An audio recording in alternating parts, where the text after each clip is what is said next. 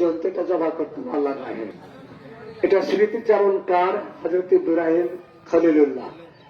আমরা বলি ইব্রাহিম হলো আমাদের জাতির পিতা, হলো শেখ মুজিবুর রহমান রাহিমাহুল্লাহ। আমাদের মুসলিম জাতির পিতা হলো ইব্রাহিম খলিলুল্লাহ, আর তার সন্তান হলো ইসমাইল জবিহুল্লাহ। এই ইসমাইল ইসমা ইয়া ইল ইসমা ইয়া ইল মানে আল্লাহ। ইব্রানি ল্যাঙ্গুয়েজ এটা। ইল মানে হলো আল্লাহ, ইয়া মানে নেতা দেওয়া, সম্বোধন করা, আর ইসমা মানে তুমি শোনো, আল্লাহ তুমি শোনো। বিরাট ইতিহাস আছে। ওই ইসমাইল জবিহুল্লাহ স্মৃতিচারণে আমরা আজকে আমাদের পালিত জন্তু কোরবানি করব। এই কোরবানি আমরা করতে যাব, অনেকে গরুতে শরীর খেয়েছি, খাসি, ভেড়া, দুম্বা, গরু, পাশাপাশি এসএস মশালা, মহিষ। ঘোড়া দিয়ে কোরবানি হবে না। ঘোড়ার কথা তো বলেছিলাম, খায়বার যুদ্ধের কথা। আমি যদি ঘোড়া খাওয়া হালাল বলে তো ওই যে ঘোড়া হলে নাই বলেছিলাম তো আগে। ঘোড়া খাওয়া যদি হালাল হয়, ঘোড়া যদি খান জবাব করে কইছে ঘোড়া হুজুর গেল। ঢাকাতে উনি ফতোয়া দিয়ে একটা কায়দাতে কষে করে গেছে। উনি বলেছেন যে ঘোড়া খাওয়া এখন চাইছে। তো যখনই আলেমেরা একখানা হয় ওনাকে দেখতে পায়, বলে যে ঘোড়া হুজুর হইল।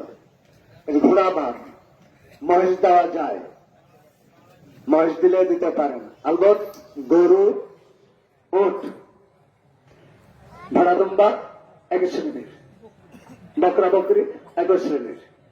এই বাহিনা শব্দটা দিয়ে পালিত জন্তুকে বোঝানো হয়েছে। এই বাহিনা পালিত জন্তু 4 শ্রেণীর। এটা নরনারী যদি ক্লাসিফিকেশন করা যায় তাহলে 4 দুগুণা 8 শ্রেণী। এই 8 শ্রেণীর জন্তু কোরবানি দিতে হবে। তার মধ্যে বকরি, খাসি 1 বছর পূর্ণ।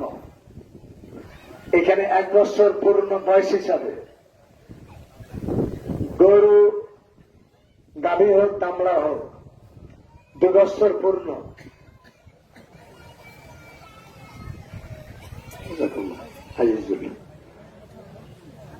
ওট 6 বছর অথবা 7 বছর পূর্ণ, মুখতালাফি। ওট আমাদের রেঞ্জে নাই, ওটের দাম অনেক। এটা সারের দামই তো 20 লক্ষ টাকা। এটা সারের দাম 20 লক্ষ টাকা। একটা ওটের দাম 80 লক্ষ টাকা। ওট কোরবানি দিতে পারবো না। ওট কোরবানি দেওয়া যাবে না, ব্যয়বহুল। আর রেঞ্জের মধ্যে হলো গরু, ছাগল, ভেড়া। ভেড়ার গোস্ত খুব সুস্বাদু। আবার বকুড়ার চেয়ে খাসির গোস্ত খুব সুস্বাদু। বকুড়া এটা নিখুঁত। আর খুশিয়া টাইম খাসি করা হয় নাই। খুশিয়া টাইম ছড়ানো, অন্ডকোষ ছড়াইলে পরে এটা খাসি বলা হয়। এর পাশাপাশি খাসি হওয়া, মানুষ খাসি হয়, এটা হারাম। মানুষ খাসি হয়, এটা হারাম। বংশ বৃদ্ধি করতে হবে, এটাই হলো কি আনন্দের বিষয়। যত যার সন্তান বেশি সে তত আনন্দিত, সেটা তার আনন্দিত। আমরা এটাকে জাহাদুল বালা বলি। জাহাদুল বালা নয়। সন্তান দেখেন আমাদের ঈদগাহে আসে না। ইলিয়াসকে চিনেন সবাই। ইলিয়াস, তার 7-8টা বেটা। কে কোথায় আছে আল্লাহ ভালো জানে। সবাই প্রতিষ্ঠিত, সুপ্রতিষ্ঠিত, অনেক অনেক টাকা ইনকাম করছে। বাড়িতে সোয়াটা দূরের কথা, দাঁড়ানোর জায়গাটা নেই, পরিবেশ নাই। আল্লাহ রিজিকের মালিক। কাজে আল্লাহ পাক এভাবে রিজিক দিবেন। সুতরাং অধিক সন্তান এটা অভিশাপ নয়। খাসি এটা সুস্বাদু হবে, অন্তঃকোষ ছড়ালে সুস্বাদু হবে। বকরা কোরবানি দিতে পারেন, অল্প একটু গন্ধ থাকে। ভেড়া ভেড়ে কোরবানি দিবেন, শরিয়া সম্মত। তো খাসি একটা পারফেক্ট কোরবানি। ভেড়া এটা ভেড়ি হোক, ভেড়া হোক, পারফেক্ট কোরবানি। আর মসিন্না কথাটা আমি সংক্ষেপে বলছি, কোন এয়ারবেল ল্যাঙ্গুয়েজ নিব না। মসিন্না এটা সনাতন থেকে কেউ নিয়েছে, কেউ আবার সিন্নুন থেকে নিয়েছে। এই সিন্নুন মানে হলো দাঁত, সিন্নুন মানে হলো দাঁত। আর যদি সনাতন হয় তাহলে এটা হলো বয়স। তো বয়সের কথা আর কি বলবো। এর আগে বলেছি, নিজের সন্তান কবে জন্ম নিয়েছে এই নিয়ে কারাকারি, বয়স কমানোর চেষ্টা করে। বুবু তোর ছেলের বয়স কত? বলে এটা 7 বছর 6 মাস যাচ্ছে। বলছে হার বেটা তোর থেকে ছোট, তোর বেটার থেকে ছোট, এটা আমার 6 বছর 2 মাস। মানে বয়স চাপানোর জন্য চেষ্টা করে, কিন্তু খাসির বয়স এর বিপরীত দিকে গড়ানোর জন্য চেষ্টা করে। কত মহিলার থেকে ফোন, আমার খাসিটা হয়েছে গত কুরবানির 10 দিন আগে, গত মাস দিন ক্ষণ ঘন্টা সব গণে আছে, সব গণে আছে। তো যদি পাল্টা বলি যে আপনার সন্তানের বয়স আপনার নিরীক্ষণ করতে পারেন না, বার্থ রেজিস্ট্রেশন করার সময় কত ভুল, কারেকশনের শেষ নাই অনলাইনে, আর আপনি খাসির বয়স গুনে রেখেছেন এত। তো যারা সনাতন ধরে মানে 1 বছর পূর্তি, তারা ওই দিক দিয়ে গেছে যে 1 বছর পূর্তি হলে তারা ওই খাসিটা কুরবানি করা যাবে। আর সিন্নুন যারা সিন্নুনের পক্ষে আছে, যে সমস্ত ওলামায়ে দ্বীন, সিন্নুন মানে কাটিং টিথ উদ্গীরণ হওয়া, কাটিং টিথ মানে কর্তন দাঁত, আলবত দুধে দাঁত পড়ে গেলে পারে। বাচ্চাদের হয়, আমাদের সন্তানদের হয় 6 থেকে 7 বছরে দুধে দাঁত পড়ে, দুধে দাঁত 6 থেকে 7 বছরে পড়ে। আর ছাগল ছাগির 1 বছর পূর্তি হলে দুধে দাঁত পড়ে যায়। দুধে দাঁত পড়ে গেলে দেখবেন যে পরের দিন থেকে কি হচ্ছে, গজাতে আছে তা, এই খাসিটা আপনি কোরবানি দিতে পারবেন। এই কাটিং টিথ উদ্গীরণ হওয়া, এটা হলো পরিশুদ্ধ মশালা। কারণ টানা হেঁচড়া করে খাসিটা এত কেজি অত কেজি, বয়স এত অত, তাতে নিয়ে এখনো কি করা যায়, একটু বলেন একটু বলেন। আর আপনার দামা ইউরিবফি নফসে, দামা ইউরিবফি নফসে মাহাকাপি সদরে কথা দাও, আল্লাহ রসুলের হাদিসটা আছে আপনার পাশে, যেটা তার সন্দিহান, আপনি কনফিউজ করছেন, এটা বর্জন করেন, এটা বর্জন করেন। তবলিগ জামাতের আলহাজ আবুল হোসেন, আপনি রাগ করেন না ভাই, আপনি তবলিগ জামাত অনেকদিন যাবৎ করেছেন, কিন্তু আপনার কথাটা বললাম। তারপরে আপনি হজ করেছেন আলহামদুলিল্লাহ, তারপরে আপনি আলখাল্লা লাগিয়েছেন, আপনাকে পায়া বাস। মহতারাম হাটহাজারি সাহেব, মহতারাম মুখলেসুর রহমান মাদানী, তাদেরকে না পায় আপনাকে পায়ে বড় হাতিতে টানা ছাটা শেষ নেই। হুজুর আসেন তো একটু ফতোয়া দিয়ে দেন, তো কান কাটাটা হবে কিনা। তো দামা ইউরুবিফেন আসছে, আপনার বিবেকিত খোটা দিয়েছিলেন এটা কুরবানি হবে না, তো টেনে এসেছিলেন হাজি আবুল হোসেনকে নিয়ে, কেন আপনি আবুল দেলদারকে নিয়ে আবুল তাবুল কাজ করতে যাচ্ছেন? কেন করতে যাচ্ছেন আপনি? হবে না যে এটা আপনার মনে তো খোটা দিয়েছে। কাজে এই বয়স হল সনাতন অথবা সিন্নুন, সিন্নুনটা প্রাণীধান যোগ্য। বড় হতে হবে 2 বছর এবং থাকতে হবে। কাজে আপনাদের যারা কুরবানি আছে, কুরবানি দেওয়া এটা সুন্নাহ। রাসূলুল্লাহ সাল্লাল্লাহু আলাইহি ওয়াসাল্লাম প্রতি বছর কুরবানি দেননি, কুরবানি দিয়েছেন, মাঝে বিরতি দিয়েছেন। আপনি কুরবানি দিবেন, মাঝে বিরতি দিয়ে দেন। আমার বউকে আমি বললাম যে কি কুরবানি কিনতে পার, একটু জামাতে বলে তুমি ভাই কুরবানি দিতে পারেনি একটু, তো গোস্ত কত নিবে নিও, তোমাকে বেরিয়ে বাড়িতে বাইরে করে দেবো। খবরদার, কুরবানি দিতে না পারলে অসুবিধা আছে, এটা কি ওয়াজিব? আলে হানাফ ওলামায়ে দ্বীন তারা এটাকে বলেছেন ওয়াজিব। তাদের বড় একটা কিতাব আছে হিদায়া, এই হিদায়া থেকে মাসআলা ইস্তেমবাদ করে, তাই না, ওখান থেকে বলেছেন যে এই কুরবানি হলো ওয়াজিব, কিন্তু আমাদের নিকটে এটা হলো সুন্নাহ। করলে করতে পারেন, করলে নেকি আছে, না করলে পারে গদি নাই, না করলে গুনাহ নেই, করলে করবেন, না করলে নাই। করতে হবে এমনটা নয়, বাউন্ডি করতে হবে এমনটা না। কাজেই কোরবানি করলেন অথবা ছেড়ে দিলেন। এখন আপনি তো লজ্জায় পড়েছেন, কোরবানি না দিলে তো কেমন হবে? আপনার সাপোর্টে ইবনে মাজাহ হাদিস না, মা ওয়াজাদা সাআতান ওয়ালাম ইবাহি ফালা ইয়াকুরবান্না মুসাল্লানা। ওলামায়ে দ্বীন অনেক রয়েছেন, এখানে মাদানিও রয়েছেন অনেকজন, কথা বলতে সংকোচ বোধ করছি। এই হাদিসটাতে ইমফাসিস করা হয়েছে যাদের কুরবানির সামর্থ্য আছে তারা কুরবানি যদি না করে তা আমার ঈদগাহে যেন না আসে, আল্লাহ রাসূলের কথা। এই হাদিসটা কিন্তু হাদিসটা সহিহ নয়। হাদিসটা যদি আপনি জাস্তাজু করেন তো এটা সহিহ পর্যায়ে নয়, কিন্তু তাকিদ করা হয়েছে। এই হাদিসের আলোকে আলে হানাফ গোষ্ঠী ওনারা কি করেছেন, বলেছেন যে কুরবানি করা ওয়াজিব, কিন্তু এটা সুন্নাহ, করলে করবেন, না করলে না করবেন। আসেন সংক্ষেপ কথা বলবো। গরুতে 7 ভাগ, এটা নিয়ে খুব তোলপাড়।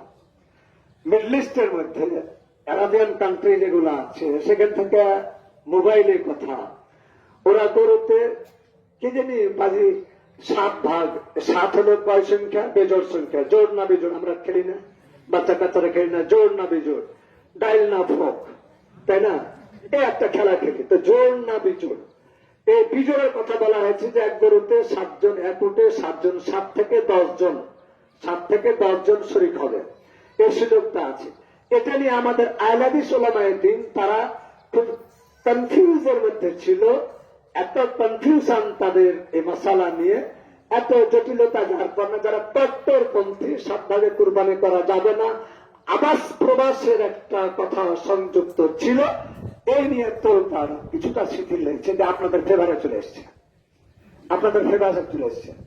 7 ভাগ কুরবানি দিবে 7 আশখাসে, 7 জন ব্যক্তি, 7 পরিবারের। এটা প্রবাস জীবনের কথা। প্রবাস জীবন, যেরকম হজ করতে গেছেন, আল্লাহ যারা হজ করতে গেছেন আমাদের পরিবার সঙ্গ ছেড়ে, আল্লাহ পাক যেন তাদের নিরাপদ সফর করে আমাদের মাঝে এনে ফিরিয়ে দেন, তাদের জন্য দোয়া রাখে, সকলে বলে আমিন। তো যারা হজ করতে গেছেন ওনারা 7 জন 7 ভাগে কুরবানি দিবে, তাহলে 7 সংখ্যা আছে, তাহলে 7 বিজোড় সংখ্যা, জোড় না বিজোড়? 7, 5, 3, 1, একটাতে 1 পারফেক্ট কুরবানি, তাহলে থাকলো 3, 5, 7। এখন কথা হলো মিডল ইস্টের কথা, যে কেন যেন 6 ভাগে কুরবানি দিতে যাচ্ছে, 6 ভাগে কুরবানি। এটাকে ফের কেমন হলো? এতদিন শুনে যাচ্ছি যে 7, ওখান থেকে কথা 7 শুনে এসছি, আমাদের দেশে বাঙালি, হ্যাঁ, ওরা এই যে কুমিল্লা লোক আছে, ওদের সাথে কথা বলছে কি যে 7 ভাগে কুরবানি দিলাম, 7 না হয়ে যদি 5 হতো, তাও হতো, তো 6 কেমন করে হয়ে গেল? এবার নাকি একটা গরুতে 6 জন শরীক হবে, একটা শেয়ার পার্টনার বাড়াই নিয়েছে। তাহলে থাকলে একটা গরুতে একটা ফ্যামিলির জন্য পারফেক্ট কুরবানি। একটা গরুতে 7 জন প্রবাস আবাস, আমি সংক্ষেপে বলছি, প্রবাস আবাস, আবাস বলতে যারা রেসিডেন্টলি আছেন, যারা বাড়িতে রয়েছেন, মকিম যাদেরকে বলা হয়, মকিম যারা আছেন, হ্যাঁ, এদের 7 জন শরীক হওয়া। প্রবাস জীবনে তো আছেই আছে, ওটা নিয়ে তো কোনো দ্বিধাদ্বন্দ্ব নেই, ওটা নিয়ে কোনো একতরফা করে না, করে চলে যারা শিথিল হয়ে গেছে। আর ওটার থেকে শিথিল হয়ে আবাস জীবনে শিথিল হয়ে আল্লাহ রহম করেছে, আবাসে 7 জন কুরবানি দিবে। এখন এই 7, তাহলে একটা গরুতে 7 জন শরীক হওয়া, একটা গরুতে 1 জন, এটা পারফেক্ট, এর 5টা সুরাত। একটা গরুতে 7 জন শরীক হওয়া, চাই আবাস হোক চাই প্রবাস হোক, চাই আবাস হোক চাই প্রবাস হোক, 7 জনের শরীক হওয়া। এটা একটা গরুতে 2 গেল, একটা গরুতে 7 জন শরীক হলে 7 জন আবার 7 জনের যে কোনো একজন খুব চুপি সরে আরেকজনকে শেয়ার পার্টনার বানিয়েছে, আরেকজনকে। তাহলে ভাগ হলো কতটি? ভাগ হয়ে গেল 8টা। তার মানে 6 জন সক্রিয় আর 1 জন দুর্বল থাকার কারণে অথবা অনুরোধে ঢেকে গেলাম, ও করেছে কি আর ফ্রেন্ড সার্কেলের যে কোনো একজনকে 50-50। তাহলে এখানে 50-50 হলে ভাগ হয়ে গেল, মূলত লেভেলটা দেখলে পারে কয়টা হলো?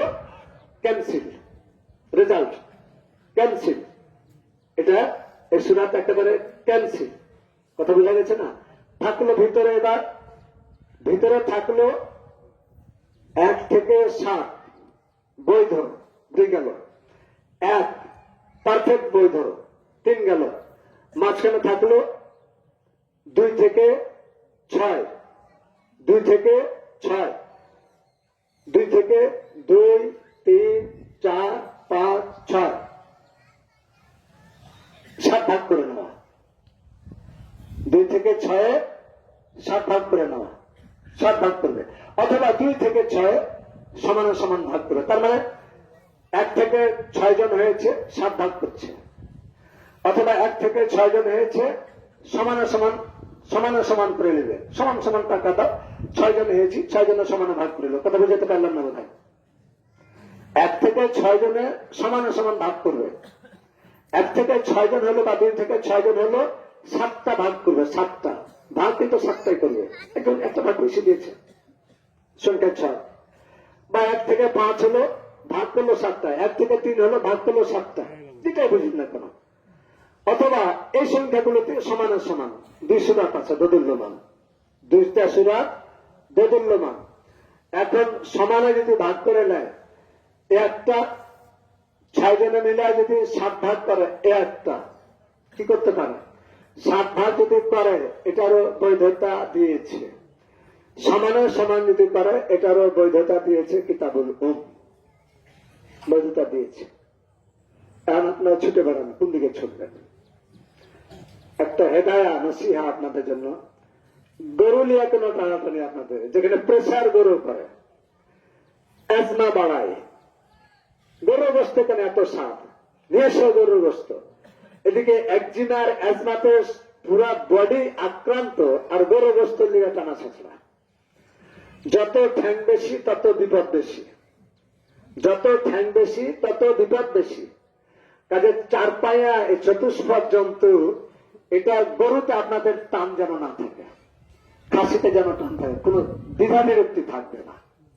সম্মানিত শুধু আমরা কে কি নিয়ত করেছি জানি না। আপনাদের আরেকটা বিষয় বলি, 7 ভাগে যে শরীক হবেন, আবাসে হোক প্রবাসে হোক, পয়সাটা হালাল উপায় হতে হবে। আজকাল সুদি কারবার খুবই রয়েছে। সুদ যে হারাম এত কোনো সন্দেহ নেই, সুদের ব্যবসা যে হারাম এত কোনো সন্দেহ নেই, সুদি যেটা ব্যাংকিং ব্যবস্থা রয়েছে এটা যে নিষিদ্ধ শরিয়া দৃষ্টিকোণে এত কোনো সন্দেহ নেই। সুদের টাকা যদি কাউরি থাকে আর 7 জন শেয়ার পার্টনারের মধ্যে সে যদি একজন হয়, পুরা কোরবানি বিনষ্ট। করবেন নাকি এখন ভাবেন, ভাবেন। অতএব ওগুলো বাদ দিয়ে একটা গরু কেনার চেষ্টা করেন, না হলে একটা ছাগল দেবেন। লজ্জায় মরে মরি জামাই আসবে, কুরবানি দিল না, সমাজ কি বলবে? একমাত্র লা ইয়ানালুল্লাহ লুহুমুহা ওয়ালা দিমাউহা ওয়ালাকিন ইয়ানালুহুত তাকওয়া মিনকুম। তাকওয়াটাই দেখবে, আল্লাহ পাক আপনার নিয়তটা দেখবে। নিয়তে যদি গোলমাল হয় সব শেষ। সম্মানিত শুধু আরেকটি কথা বলি, এই বিষয়টা হলো চূড়ান্ত। এই যে আমরা মুসল্লায় এসেছি পুরুষ, আপনাদের জমি জায়গা কেনা হয়েছে, এদিকে প্রায় 22-23 শতক, এদিকে রয়েছে কিছু, ভরাট হয়নি, জামাত সমাবেশ হচ্ছে, মহিলাকে সংযুক্ত করা সম্ভব হচ্ছে না। তথাপিও কিছু অংশ আমরা ত্যাগ স্বীকার করে দিয়েছি। মসজিদ দেওয়ানপুরীদগাহে মসজিদ আছে, মসজিদের দোতলা নিচতলার সামনের জায়গা। এখন এই মহিলারা ঈদের সালাত বাড়িতে কিভাবে আদা করবে, এই বিষয়টা নিয়ে খুব তোলপাড়, খুব তোলপাড়। আজকাল সোশ্যাল মিডিয়া রয়েছে, আজকাল লিখিত বই পুস্তক হাতের নাগালে রয়েছে, বাংলা অনুদিত বই পুস্তক হাতের নাগালে রয়েছে। সে আজ হাত বাদ বিচার কোনোটাই নেই। মহিলারা কি করবে? মহিলারা এই মহিলা মহল থেকে আজকে দেখুন ঈদের সালাত, আজকে ঈদের সালাত সোমবার অনুষ্ঠিত হচ্ছে বা হলো, এই ঈদের সালাতটা আগামী কালকে হতে হতে, এটা মহিলা মহলের হাদিস। কেন হলো না তার জবাব দিয়ে কে করবে এখন বলেন? যেদিন রোজাধরি ভাই সেদিন ঈদুল আজহা হওয়ার, যেদিন রোজাধরি ভাই সেদিন ঈদুল আজহা হওয়ার, আরে ঈদ হলো এটা, ওদের ঈদ হলো এটা। তো কেন হলো না, কেমন করে জবাব দেবো আমি? এই মহিলাগণ এখন ঈদের সালাত আদা করবে, কোথায় আদা করবে? আমি যতবার বলছি, যারাই বলছি যে ঈদের সালাত আদা করতে হবে ঈদগাহে, এটা হলো কি শিওর অবশ্যই, এটা হলো কি পারফেক্ট মশালা, এর উপর কোন সিদ্ধান্ত নেই। ঈদের সালাতে মহিলারা আসবে, যারা ঋতু বহির্ভূত তারা পুরুষদের সাথে নির্ধারিত জায়গাতে সামিল হবে, যারা ঋতুবর্তী মহিলা তারা অন্য এক জায়গাতে থাকবে, তারা দোয়া আজকারে সামিল হবে, দান সৎকাতে সামিল হবে। এ হলো আল্লাহ রসুলের সিস্টেম। ঈদগাহ আসতে হবে, এটা হলো চূড়ান্ত বিধান। এর বিকল্প অপশন, যদি ঈদগাহ আসতে না পারে, যেরকম কামাসপুর আছে, পুরুষ বেলাতে আসে বুক ডাউন দিয়ে, কাতার দিনে বুক ডাউন, বুক ছাড়চর দিয়ে আসে, খুব কষ্ট করে আসেন। আপনাদের অসংখ্য ধন্যবাদ। যত পদে পদে আসেন তত পদে পদে কদমে কদমে আপনাদের নেকি আল্লাহ পাক লিখছেন। আপনারা যে এসে দিনাজপুরবাসী, আমাদের আশপাশের বাসীকে সহযোগিতা করেন, এই জন্য আপনাদের প্রতি আন্তরিক দোয়া, অসংখ্য ধন্যবাদ জ্ঞাপন করছি। তো ওইখানে মহিলা তারা আসতে পারবে না, কমিউনিকেশন ভালো না। তো আমাদের চেয়ারম্যান মহোদয় ইনশাল্লাহ উনি ওই রাস্তাটা করে দিবেন, উনি আশাবাদী, এটা উনি ওয়াদাও করেছেন এবং আশাবাদী আর কি যে উনি এটা পূর্ণতায় নিয়ে যাবেন। আর এটা আমাদের সংযোগ সড়ক, লিঙ্ক সড়ক যেটা আর কি, লিঙ্ক রোড, মানে এই যে এদিক থেকে এসে এদিকে পৌঁছাবে মেন রোডে, এই লিঙ্ক রোডটা এটাও চূড়ান্ত হতে গেছে, এটা আইডি বোধ হয়ে গেছে। আল্লাহ যেন তার প্রতি সহায় হয় এবং রাস্তাটা যেন হয়ে যায়। তাহলে রাস্তা হলে তোর আসার সুযোগ আছে, কিন্তু আসবে না সে দাঁড়াবেন কই, এই ব্যাপারটা তো আমাদের ঝামেলা আছে। এজন্য কোনো মহিলাকে আসতে বলি না। যারা এমনিতেই আমাদের ওই প্রান্ত থেকে মহিলা আছে, বাচ্চারা থেকে মহিলা এসেছেন, তো যারা এসেছেন অসংখ্য ধন্যবাদ। তারা চুপি চুপি এসে জায়গা নিয়েছে। এখন এই মহিলারা বিকল্প ঈদগাহে জায়গা না পেয়ে অথবা আসতে না পারে, তারা কি করবে? আল্লাহ রসুলের পারফেক্ট একটা মশালা বা সিদ্ধান্ত হলো কি, যে তারা বাড়িতে নিজে আবাস গৃহে থেকে 2 রাকাত সালাত আদায় করে জিকির আজকার তোবা ইস্তেগফার করবে। বুঝা গেল কথাটা? বাড়িতে থেকে 2 রাকাত সালাত আদায় করবে, 2 রাকাত সালাত আদায় করে তোবা ইস্তেগফার করবে, জিকির আজকার করবে, দোয়া প্রার্থনা করবে। বুঝা গেল?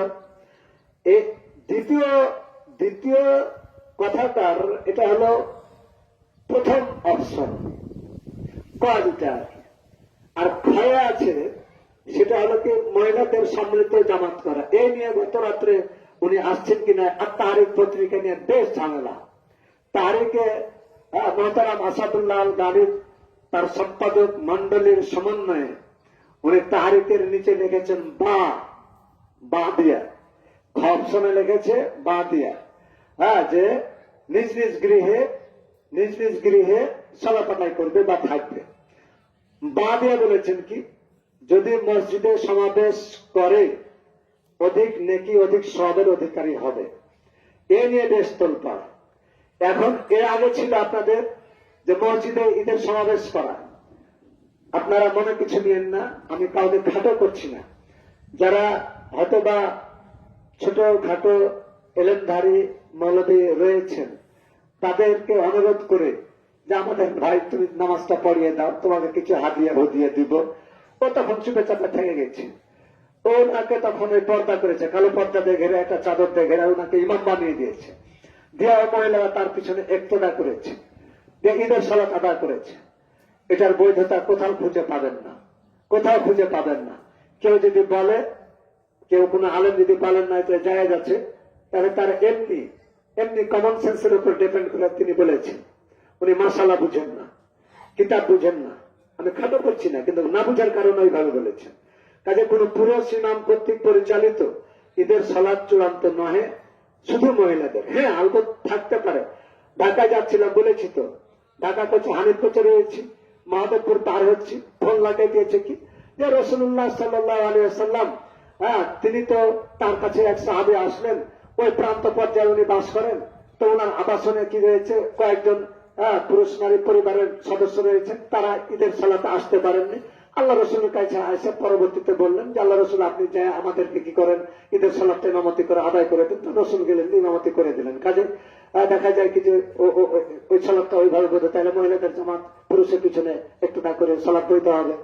তো এখন এটা বুঝাবে এটা কোথায় পেলে? এটা ওনাকে বললাম যে হতে পারে এটা, যদি আল্লাহ রসুলের হাদিসটা পেয়ে থাকেন, আমার জানা নেই, এর ব্যাপারে আনন্দ তুমি তো যদি থেকে থাকে এটা, তাহলে তারা ওইখানে ছিল, ওই পরিবারে অন্তত 10 জন পুরুষ ছিল, আর 5-6 জন মহিলা ছিল, 2-4 জন বাচ্চা ছিল। তখন নবীজি কি করেছেন, সিস্টেম করেছেন। উনি ইমাম, ধরুন আপনার তো মেনে নিলাম হাদিস, উনি ইমাম ওই 10 জন পুরুষকে তার পিছনে কাতারবন্দি করেছেন, বাচ্চাদেরকে করেছেন, তার পিছনে মহিলাদেরকে করে দিয়েছেন, ইমামতি করে দিয়েছেন। তো শুধু মহিলাদের ইমামতি করা, আপনি এটার উপর ভোট দিয়ে আপনি বলবেন যে পুরুষরা এই মহিলাদের ইমামতি করে ঈদের সালাত আদায় করে তালিম করে আপনি পারলে করেন। যে এখন এটা নিয়ে টানা ক্ষেত্র শেষ নেই, যে ঈদের সালাত মহিলারা সম্মিলিত ভাবে আদায় করবে মসজিদে। তো এর ক্লিয়ারেন্স হলো এটা যে মহিলারা যদি ঈদের সমাবেশ, এখানে জায়গা নাই বিধায় এখানে আমি আসতে বলতে পারছি না, আমি এই ঈদগাহের কথা বলছি, এবার আসতে বলতে পারছি না, আর ওখানে যে সমাবেশ করছি ওটাকে নাও করছি না, আলবত যদি সমাবেশ করে, মানে ঈদের সালাত যদি কম্বাইন্ড ভাবে ওরা যদি আদা করে, তাহলে পারে মহিলা ইমাম যিনি হবেন, মহিলাদের প্রথম কাতারে পোস্ট ক্রিয়েট করবেন, লাইনের ভিতরে অনুচ্চ স্বরে কেরাত করতে হবে, খুতবা খাদ্য চলবে না। বলছে খুতবা কি খুতবা, মহিলা কোন আলেমা আছে কি খুতবা দেয়?